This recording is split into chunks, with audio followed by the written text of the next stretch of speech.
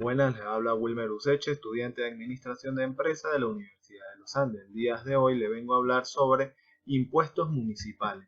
Para entender y comprender la naturaleza de los impuestos municipales debemos partir de su concepción constitucional, de su fundamento en el texto fundamental. Así encontramos que en el artículo 168 de la Constitución Nacional en relación con los municipios señala que constituyen la unidad política primaria de la organización nacional, gozan de la personalidad jurídica y autonomía dentro de los límites de esta Constitución y de la ley.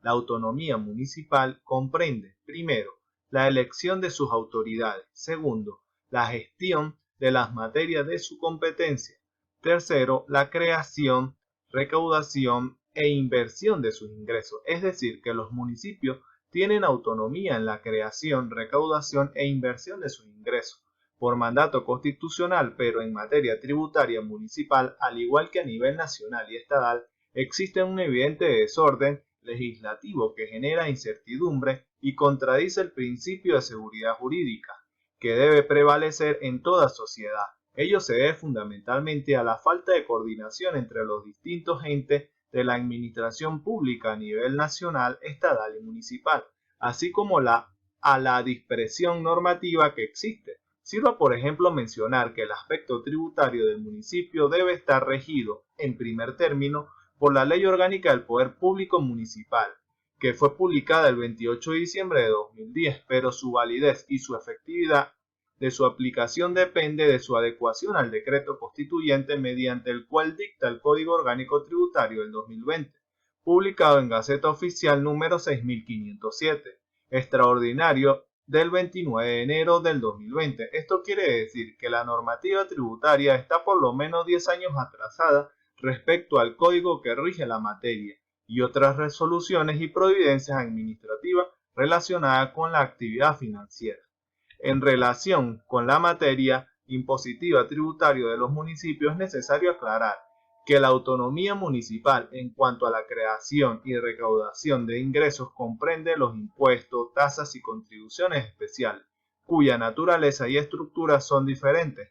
Así, por ejemplo, las tasas, según el Consultor Jurídico Digital 2005, se puede definir como la retribución correspondiente a los servicios públicos, cuya utilización es legalmente obligatoria para el administrado. La tasa diferencia del impuesto. La tasa se paga con referencia a un servicio público, vale decir, en retribución de un beneficio concreto, mientras que el impuesto se satisface sin relación al servicio alguno. Cuando hablamos de tasas, nos referimos fundamentalmente al pago del aseo urbano. Por su parte, las contribuciones, siguiendo a Díaz, son parte de la riqueza de una persona que aporta al sostenimiento del gobierno por disposición de la ley fiscal. Este tipo de aporte tributario en el ámbito municipal estaría referido a la plusvalía de propiedades inmuebles causadas por cambio de uso o de intensidad en el aprovechamiento y la contribución por mejoras contenidas en la subsección cuarta de la sección primaria del capítulo 5 de la Ley Orgánica del Poder Municipal. Y en cuanto a los impuestos, siguiendo las enseñanzas de CENIA, podemos afirmar que es la presentación obligatoria exigida por el Estado, en virtud de su poder de imperio, a quienes se hallen en la situación considerada por la ley como hecho imponible. Vale decir que a diferencia de las tasas, el sujeto pasivo en el impuesto no recibe a cambio una contraprestación, sino que debe realizar el pago, que es la consecuencia jurídica. Al estar en la situación de hecho, prevé la norma que el hecho imponible también se diferencia de las contribuciones, por cuanto ambas están contenidas en la ley, son de naturaleza distinta. La contribución se basa en una plusvalía, en aumento del valor de la cosa, propiedad del sujeto pasivo, mientras que el impuesto surge como consecuencia de una situación, hecho particular que genera el pago. En relación con la autonomía tributaria de los municipios, recientemente en el año 2020, a raíz de la sentencia número 250 del 8 de agosto del 2019 de la Sala Constitucional del Tribunal Supremo de Justicia, que admite demanda de la nulidad contra la ordenanza del municipio Chacao. Esa misma sala pronunció una serie de sentencias que afecta directa y gravemente la autonomía municipal. en lo que a tributos se refiere. Así, por ejemplo, en sentencia 78 del 7 de julio del 2020, con ponencia del magistrado Arcadio Delgado Rosales de la misma Sala Constitucional de nuestro máximo tribunal, decide: primero, se suspende por el lapso de 90 días la aplicación de cualquier instrumento normativo dictado por los consejos municipales y consejos legislativos de los estados que establezca algún tipo de tasa o contribución de naturaleza tributaria, así como cualquier decreto o acto administrativo de efectos generales dictado con la misma finalidad por los alcaldes o gobernadores. Segundo, se ordena al ciudadano Tarek El Achaime, vicepresidente sectorial del área de Economía y ministro del Poder Popular de Industria y Producción, para que, junto con los gobernadores, los alcaldes y el jefe de gobierno del Distrito Capital, conformen una mesa técnica a fin de coordinar los parámetros dentro de los cuales ejercería su potestad tributaria, en particular para armonizar lo referido a los tipos impositivos y alícuota de los tributos. Tercero, se ordena al ciudadano Tarek El Achaimi, vicepresidente del sector del área económica y ministro del Poder Popular de las Industrias y Producción, presente informe detallado de las actuaciones desplegadas en ejecución de la presente sentencia. Esta decisión del Tribunal Supremo afecta gravemente la autonomía municipal al afectar su capacidad creadora y recaudadora de tributos, además de que se trata de una decisión que afecta a la seguridad jurídica, por cuanto la demanda que motivó la decisión fue una solicitud de nulidad de una ordenanza del municipio Chacao. Sin embargo, la sala decidió con una suspensión por 90 días de las normas tributarias dictadas por los municipios y los estados del país que no fueron parte en este proceso ni tuvieron la oportunidad de ejercer su derecho al debido proceso y a la defensa. Luego de algunas reuniones entre algunos municipios y el ministro mencionado, en las decisiones de la misma sala con ponencia del mismo magistrado Arcadio Delgado Rosales, dicta sentencia número 0273 el 30 de diciembre del 2020, levanta la suspensión de 90 días decretada mediante decisión 078 del 7 de julio del 2020 sobre los instrumentos normativos dictados por 53 consejos municipales, es decir, que los demás consejos municipales y los consejos legislativos de los estados aún tienen esa prohibición. Esta decisión afecta el propio texto constitucional, que en su artículo 179 establece cuáles son los ingresos de los municipios, entre otros las tasas por el uso de sus bienes o servicios, las tasas administrativas por licencias o autorizaciones, los impuestos sobre actividades económicas de industria, comercio, servicios, los impuestos sobre inmuebles urbanos, vehículos, espectáculos públicos, juegos y apuestas lícitas, propaganda y publicidad comercial, y la contribución especial sobre plusvalía de las propiedades generadas por cambio de uso de intensidad de aprovechamiento con que se vean favorecidas por los planes de ordenación urbanística. Además, el artículo 180 señala que la potestad tributaria del municipal es distinta y autónoma de las potestades reguladoras del Poder Nacional o Estatal sobre determinadas materias o actividades. También, contraria a esas decisiones, lo establece en la Ley Orgánica del Poder Público Municipal, publicada en Gaceta Oficial Extraordinario número 6015, el 28 de diciembre del 2010, que en su artículo 160 señala que el municipio, a través de ordenanzas, podrá crear, modificar o suprimir los tributos que le corresponde por disposición constitucional o que le sean asignados por ley nacional o estatal.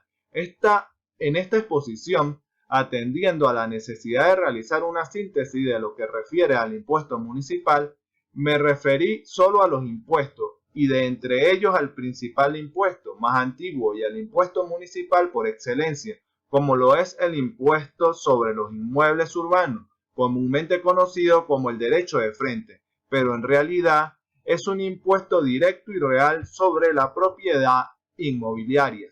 Impuesto sobre inmuebles urbanos. El impuesto sobre inmuebles urbanos es uno de los impuestos municipales más antiguos de Venezuela. Su origen se remonta al año 1875 con la entrada en vigencia de la ordenanza del Distrito Federal, hoy denominada Municipio Libertador del Distrito Capital, Desde esa fecha hasta nuestros días ha sufrido varias reformas. El acatamiento a los principios rectores contenidos en la Constitución Nacional y la Ley Orgánica del Poder Público Municipal, se dicta la reforma total de la Ordenanza Impuestos sobre Inmuebles Urbanos, Municipio Libertador del Estado Mérida 2007, publicada en Gaceta Municipal Extraordinaria 3226 del 26 de diciembre del 2007, en la que establece que el impuesto sobre inmuebles urbanos recae sobre la propiedad de los bienes inmuebles, sin tomar en cuenta la capacidad económica del contribuyente. La base imponible es el valor de los inmuebles, tomando como referencia el valor corriente del mercado y el valor catastral de los mismos. Es un tributo establecido en la Constitución de la República Bolivariana de Venezuela, en la Ley Orgánica del Poder Público Municipal y es desarrollado en una ley local llamada Ordenanza. Conforme al artículo 174 de la Ley Orgánica del Poder Público Municipal, el impuesto sobre inmuebles urbanos recae sobre toda persona que tenga derechos de propiedad u otros derechos reales sobre los bienes inmuebles urbanos ubicados en la jurisdicción municipal de que se trate.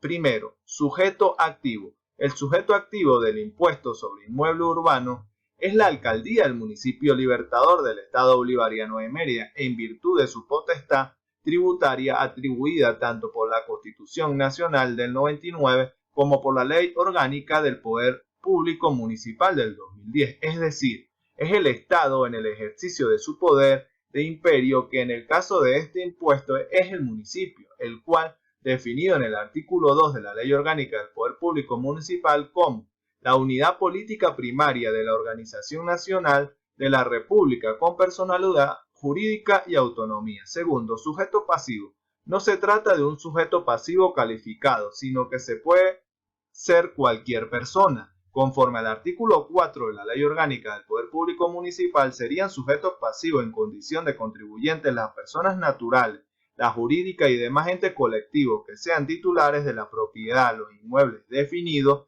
en el artículo 2 de la presente ordenanza y que por supuesto estén emplazados en el área urbana del municipio Libertador, Estado Mérida. Asimismo, en condición de responsables, según el artículo 5 de la misma ordenanza, serán sujetos pasivos. Primero, el usufructuario o el beneficiario de un contrato de uso o habitación. Segundo, el acreedor anticresista si no hay pacto en contrario. Tercero, el infeuteuta y el comodato. Cuarto, el arrendatario según acuerdo entre las partes. 5. Las personas indicadas en el artículo 26 del Código Orgánico Tributario. Así, por ejemplo, si Wilmer Useche es el propietario de una casa ubicada en Santa Juana, por ese solo hecho de ser propietario es contribuyente del impuesto sobre los inmuebles urbanos, pero si Gilberto Useche, padre de Wilmer, le vendió esa casa y se reservó el derecho de usufructo sobre ella, Gilberto será usado como pasivo del impuesto en condición de responsable. Pero pudiera ocurrir que Wilmer Useche arrendó la casa a Pedro Pérez, entonces Pedro también es sujeto pasivo del impuesto en condición de arrendatario, mientras que dure la relación arrendaticia. C. Hecho imponible. Conforme al artículo de la reforma total de la ordenanza impuesta sobre inmuebles urbanos Municipio Libertador del Estado Mérida, a los efectos del impuesto establecido en la ordenanza se entiende por generador del mismo a, primero, los inmuebles por naturaleza. En consecuencia, el hecho imponible no es otro que la existencia de un bien inmueble en la jurisdicción del municipio Libertador. Así, por ejemplo, Wilmer Useche, propietario de una casa en Santa Juana, por ese solo hecho de existir la casa nace el impuesto. D. Base imponible. De acuerdo al artículo 175 de la Ley Orgánica del Poder Público Municipal, la base imponible de este impuesto será el valor de los inmuebles. La determinación del valor inmueble se hará partiendo del valor catastral de los mismos. Por valor de los inmuebles se tendrá el precio corriente en el mercado, entendiéndose por tal el que normalmente se haya pagado por bienes de similares características en el mes anterior, aquel en el que proceda la valoración. Excepciones y exoneraciones. Conforme al artículo 73 del decreto constituyente mediante el cual dicta el Código Orgánico Tributario, se extiende por excepción la dispensa total o parcial del pago de la obligación tributaria otorgada por la ley. Esto quiere decir que debe estar prevista en la misma ley generadora del tributo. Al respecto, la ordenanza municipal que regula el impuesto sobre los inmuebles urbanos señala en su artículo 50 que están exentos del pago de este impuesto los siguientes. Primero, la República Bolivariana de Venezuela y al Estado Mérida, siempre y cuando dichos inmuebles no se encuentren en uso o explotación por particulares o formen parte de una concesión, por lo cual dicha entidad percibe ingresos. 2. El municipio Libertador, los institutos autónomos, municipales y las demás personas jurídicas que formen parte de la administración descentralizada del municipio Libertador. 3. Las instituciones de enseñanza, asociaciones civiles, deportes o similares. 4. Los destinados a cultos religiosos abiertos al público, así como también monasterios y conventos. 5. Los propietarios de inmuebles que hubiese sido declarado como patrimonio histórico cultural y como tales estuvieran sujetos a limitaciones en su uso o en proceso de reconstrucción. Así, por ejemplo, el inmueble en el cual está ubicado el cuartel que alberga a la Guardia Nacional Bolivariana, ubicado en la urbanización La Mata, en jurisdicción de la parroquia Juan Rodríguez Suárez del municipio Libertador del Estado Mérida, está exenta del pago de este tributo municipal. Asimismo, estaría exento el inmueble sede de la Catedral Basílica Menor de la Inmaculada Concepción o Catedral Metropolitana de Mérida, por ser un templo para el culto de la religión católica. Tampoco será el edificio donde funciona el seminario arquidiocesano San Buenaventura, mayor y menor, ambos inmuebles en jurisdicción de la parroquia El Sagrario, municipio Libertador del Estado Mérida. En lo que respecta a las exoneraciones, el único aparte del artículo 73 del Código Orgánico Tributario señala que es la dispersa total o parcial del pago de las obligaciones tributarias concedidas por el Poder Ejecutivo en los casos autorizados por la ley. En este sentido, la ordenanza municipal en su artículo 51 establece que el alcalde podrá acordar las exoneraciones total o parcial del pago de impuesto inmobiliario en los siguientes casos. Primero, los inmuebles en los cuales se desarrollen nuevas actividades comerciales con claros y democráticos beneficios para el desarrollo ecosustentable de todos los habitantes del municipio Libertador. Los inmuebles en los cuales se desarrollen nuevas actividades industriales no depredadoras del medio ambiente con claros y democráticos beneficios para el desarrollo ecosustentable de todos los habitantes del municipio Libertador. Los inmuebles propiedad de asociaciones civiles sin fines de lucro. Los inmuebles que producto de una eventual desgracia natural o imprudencia humana hayan sufrido total o parcialmente pérdidas en su configuración constructiva. 5. En los casos previa comprobación por parte de la Administración Tributaria por causa de enfermedad y problemas económicos de los contribuyentes o responsables de la obligación tributaria. 6. Cualquier otro que considere el alcalde que vaya en beneficio de la colectividad. Así, por ejemplo, una casa en la que funcione una sociedad sin fines de lucro ayuda a los niños con cáncer del municipio Libertador no estaría sujeto a este tributo. F. Clasificación del impuesto. El impuesto sobre inmuebles urbanos del municipio Libertador, porque como ya se explicó, recae sobre un hecho concreto, la propiedad inmobiliaria, independientemente de la persona, de su capacidad económica o de sus particulares características. También es un impuesto real porque recae sobre una cosa, sobre un bien inmueble, que es el hecho generador del impuesto, además de un tributo proporcional, porque de acuerdo al valor del inmueble se genera el porcentaje a pagar como tributo del municipio. G. Sanciones. Las sanciones por el incumplimiento está contenido en la ordenanza municipal que regula este tributo. En el título 7, artículo del 62 al 66, hace referencia a multas, por lo que la sanción por el incumplimiento de la obligación tributaria es de tipo pecuniaria. Según el artículo 65 son, primero, No inscripción en el lapso previsto, multa de 10 unidades tributarias. No comunicar al SAMAR las modificaciones, multa de 10 unidades tributarias. No presentar dentro del plazo las declaraciones, multa equivalente al 50% del monto que le corresponde a pagar. Cuarto, negativa a suministrar la información requerida por el SAMAR, a mostrar el documento o los presentes incompletos, multa equivalente a 15 unidades tributarias. Adicionalmente, el infractor incurriría en los ilícitos formales, materiales y penales tipificados en el Código Tributario. Otros impuestos municipales. Tenemos, de acuerdo a la legislación especial que regula la autonomía tributaria de los municipios, estos pueden crear y recaudar impuestos en otros ramos, los cuales trataré de manera muy genérica, como son impuestos sobre predios rurales. En relación con este tipo de tributo municipal, en el artículo 177 de la Ley del Poder Municipal establece los mecanismos de recaudación y control por parte del municipio. En el impuesto sobre predios rurales serán establecidos en la Ley Nacional relativa a las tierras rurales. Leyes de Tierra y Desarrollo Agrario, título 3, capítulo 1, no hace referencia a ningún impuesto municipal. Solo crea en el artículo 97 un impuesto que grava la ociosidad y el uso no conforme de las tierras rurales con vocación de uso agrícola. Tenemos los impuestos sobre transacciones inmobiliarias.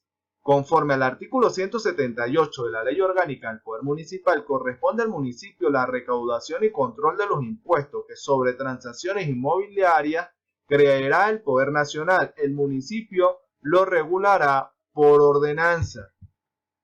Tenemos el impuesto sobre actividades económicas. Se trata de un impuesto ordinario, formal, regulados por los artículos 205 al 227 de la Ley Especial de Ordenanza respectiva del respectivo municipio. El sujeto activo es el municipio. El sujeto pasivo es la persona natural o jurídica que realiza actividades económicas de manera habitual en jurisdicción del municipio, independientemente que haya obtenido o no previamente la licencia para ello.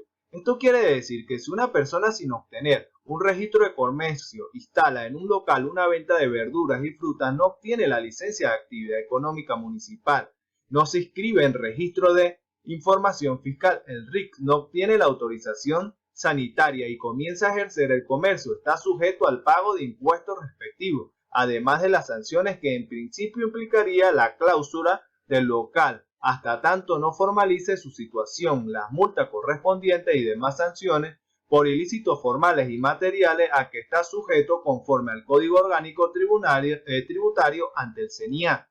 El sujeto pasivo está obligado a presentar una declaración anticipada.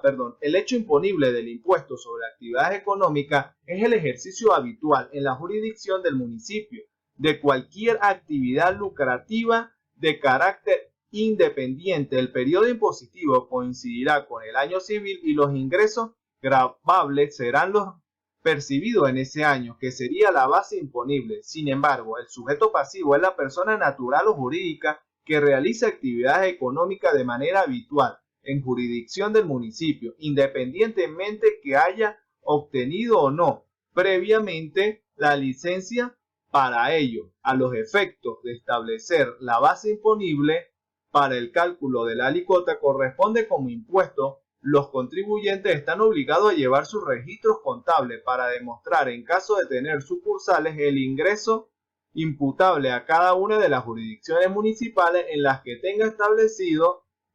esté su establecimiento establecido. Tenemos el impuesto sobre actividades económicas. Se trata de un impuesto directo en virtud de que grava directamente a la persona de qué manera habitual ejerce una actividad económica de manera regular en jurisdicción del municipio. No es un impuesto trasladable al consumidor o a terceras personas, es un impuesto real, porque pecha la actividad que realiza independientemente de sus cualidades, si es una persona natural o jurídica. Es decir, quien ejerce la actividad en el municipio paga y va a desprender del tipo de actividad que realice la alícuota que debe pagar el sujeto pasivo. y es un impuesto proporcional porque toma en consideración los ingresos obtenidos en el año civil inmediatamente anterior. Se trata de un impuesto de sanciones diversas. Primordialmente opera las pecuniarias como la multa, intereses moratorios, pero también está sometido los sujetos pasivos a las sanciones por ilícitos tributarios formales, materiales y penales previsto en el Código Orgánico Tributario. Así, por ejemplo, una persona natural aprovechando el cierre por parte de muchos comerciantes formales de sus respectivos establecimientos inicia su actividad económica en enero con la venta de tal de frutas y hortalizas. Luego incluye víveres y mercancías secas. Luego se le hace fácil incluir licor sin registro de comercio ni licencia para el expendio de alcohol y especies alcohólicas. Luego, tras una fiscalización del sistema automatizado de administración tributaria SAMA, se comprueba la comisión de ilícitos formales como la no obtención de la licencia de actividad económica, la licencia de licores, las declaraciones independientemente de las sanciones que pudiera imponer el CNIA y otros organismos públicos nacionales, el SAMAP, previa apertura de un procedimiento administrativo en la que la persona pueda ejercer su derecho a la defensa y el debido proceso. Podría sancionarla con la cláusula del local, el decomiso de las especies grabadas, licores, las multas por los ilícitos formales, municipales y los intereses moratorios al realizar de oficio las liquidaciones correspondientes. Impuesto sobre vehículos. En el impuesto de atención a lo presentado en el artículo 193 de la Ley Orgánica del Poder Municipal, grava la propiedad de vehículos que sean propiedad de una persona natural, residente o una persona jurídica domiciliada en el municipio respectivo. El sujeto activo es el municipio, el sujeto pasivo es la propiedad del vehículo, el hecho imponible es la propiedad del vehículo, la base imponible es el modelo y el año del vehículo, porque en base a ello la administración municipal determina el impuesto a pagar. Se trata de un impuesto directo, real y proporciona a las características del vehículo las sanciones por incumplimiento en el pago pecuario, castigando dicho incumplimiento con multa. Incluso en el artículo 196 de la precitada ley establece una sanción para los jueces, notarios y registradores que no exijan a las personas que realicen la venta de esos vehículos sin exigir la correspondencia de solvencia,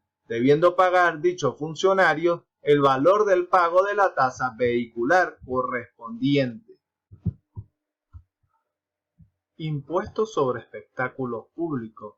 Está previsto en el artículo 197 y 198 de la ley especial, conforme a los cuales este impuesto grava la adquisición de cualquier entrada para presenciar un espectáculo en sitios públicos que debe ser pagado por el adquiriente de la entrada. En el momento de la adquisición, también la empresa puede ser nombrada agente de percepción de impuestos. El sujeto activo sigue siendo el municipio, el sujeto pasivo la persona que adquiere el boleto de la entrada. El hecho imponible es el espectáculo público y la base imponible es el valor del boleto, porque en base a este valor la administración tributaria fija la alícuota a pagar.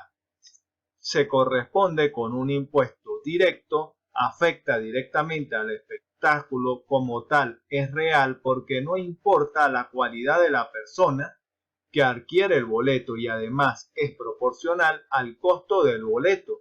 Así, por ejemplo, antes de la pandemia, cada vez que asistimos al Estadio Metropolitano de Mérida a ver los encuentros de fútbol de nuestro equipo estudiante de Mérida, estamos directamente pagando un impuesto al municipio cuando adquirimos el boleto de entrada. Ahora tenemos el impuesto sobre juegos y apuestas lícitas. Este tipo de impuesto está regulado por los artículos 199 al 201 de la Ley Orgánica del Poder Municipal, conforme a los cuales el impuesto se causa al ser pactada una apuesta en el municipio y ese pacto sucede cuando se le compra al organizador del evento cupones, cartones o instrumentos similares para participar. También se grava con este impuesto la apuesta mediante máquinas, monitores, computadoras y demás aparatos similares. El apostador es el contribuyente del impuesto, pero la administración puede nombrar agente de percepción a las organizaciones. El sujeto activo es el municipio, el sujeto pasivo el apostador. El hecho imponible es el juego o la apuesta. La base imponible es el valor de la apuesta. La sanción en caso de incumplimiento sería precaria, incluso también de la cláusula del local o la prohibición de la venta de los instrumentos para la apuesta. Ahora tenemos impuestos sobre propaganda y publicidad comercial. Es regulado como norma rectora por la Ley Orgánica del Poder Municipal en los artículos del 202 al 204. Es sujeto activo, es el municipio; el sujeto pasivo es el contribuyente, que es el anunciante. El hecho imponible es el aviso que anuncia o imagen que sea exhibido, proyectado o instalado en bienes del dominio público municipal o en inmuebles de propiedad privada, siempre que sean visibles al público o que sea repartido de manera impresa en la vía pública o se traslade mediante vehículo dentro de la respectiva jurisdicción municipal. Se trata de impuesto directo porque aun cuando el prestador del servicio publicitario pueda ser nombrado responsable como agente de recepción, el impuesto pecha a la personalidad natural o jurídica que se beneficia de la propaganda o la publicidad. Es real porque grava la propaganda o anuncio publicitario como tal, y también es proporcional porque va a depender del tamaño y lugar de colocación o del medio de difusión que se emplea. Sin más a que se referencia, muchas gracias por su atención.